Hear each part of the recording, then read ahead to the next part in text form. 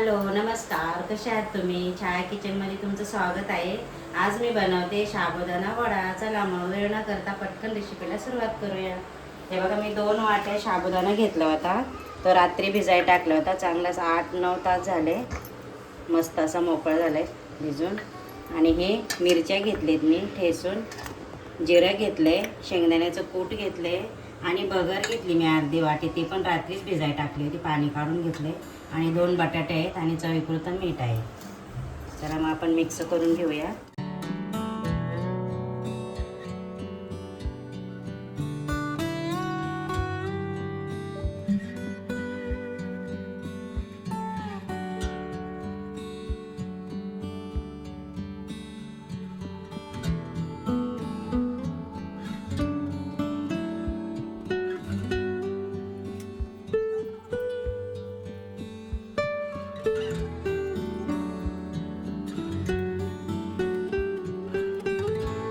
Mix करून हे बघा मस्त.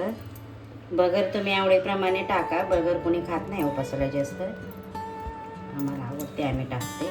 आणि एकदम खुसखुशीत होतात.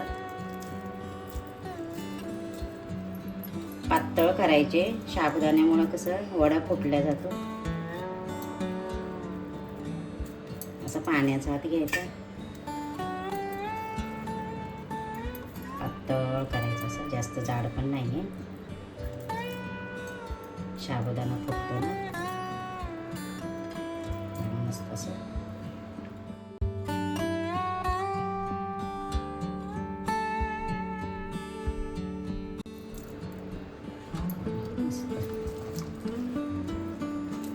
हे करून घेते मी आता वडे. हे बघा, बनवून थोडेसेच बनवले, हे ठेवून देते. गरमच चांगले लागतात खायला. आता आपण हे तळून घेऊया, बाकीचे नंतर करूया.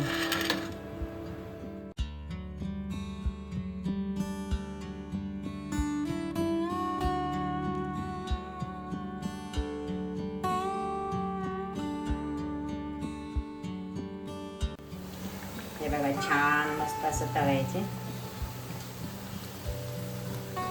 मस्त सोनेरी कलर येईपर्यंत.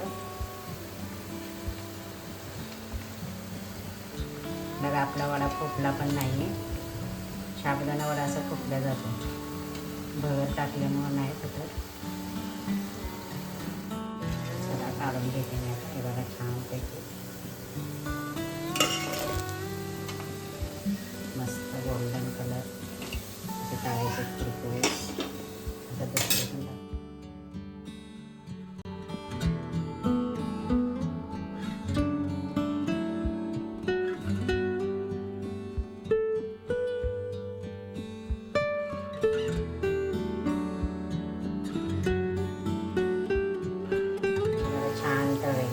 मस्त कलर आलाय. चला आता काढून घेऊया.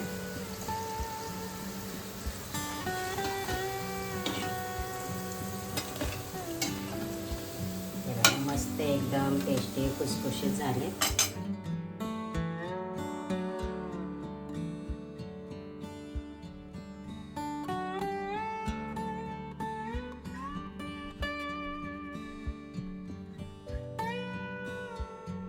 तयार साबुदाणा वडा.